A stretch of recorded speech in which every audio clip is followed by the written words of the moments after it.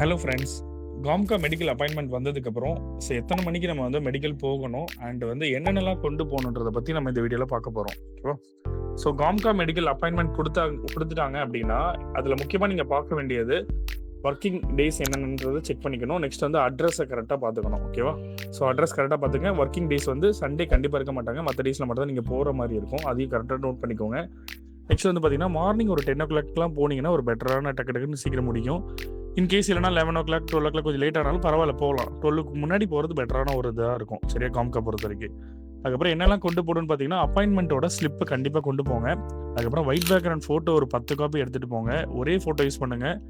Photo வந்து ஒரு ஒரு 3 ஃபோட்டோ வந்து பழசு ஒன்று வச்சுருக்கீங்க, இன்னொரு 5 ஃபோட்டோ புதுசாக இப்போ எடுத்துருக்கீங்கன்னா அப்படி எடுத்துகிட்டு போகாதீங்க. ஒரே ஃபோட்டோ எல்லாத்துக்கும் யூஸ் பண்ணுங்கன்னா ஃபாரின் போகிறதுக்கு எல்லாமே ஒரே ஃபோட்டோ யூஸ் பண்ணிங்கன்னா ஸோ எதுவுமே ஃபோட்டோ சேஞ்சஸ் இருக்கக்கூடாது. சரியா? அது அப்படி இருந்தால் அக்செப்ட் பண்ண மாட்டாங்க. ஒரே ஃபோட்டோ தான் எல்லாத்துக்கும் யூஸ் பண்ணுற மாதிரி இருக்கும்.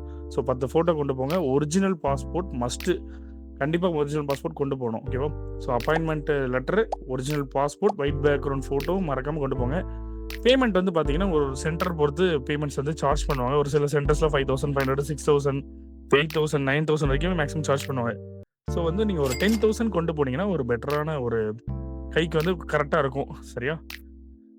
அண்ட் வந்து அப்பாயின்மெண்ட் வந்ததுக்கப்புறம் மேக்ஸிமம் குயிக்காக 1 or 2 டேஸ்லையோ இல்லைனா ஒரு 1 வீக்குள்ளேயே போகிறது இன்னுமே நல்லது. ஓகேவா? ஸோ நீங்கள் வந்து என்னைக்கு அப்பாயின்மெண்ட் கொடுத்ததுக்கப்புறம் என்ன டேட்டில் நீங்கள் வந்து மெடிக்கல் போக போகிறீங்கன்றது கண்டிப்பாக உங்கள் ஏஜென்சிக்கு இன்டிமேட் பண்ணுங்கள். கண்டிப்பாக பண்ணணும். ஓகேவா? ஸோ இந்த வீடியோ உங்களுக்கு கண்டிப்பாக யூஸ்ஃபுல்லாக இருக்கும் நம்புறேன். தேங்க்யூ.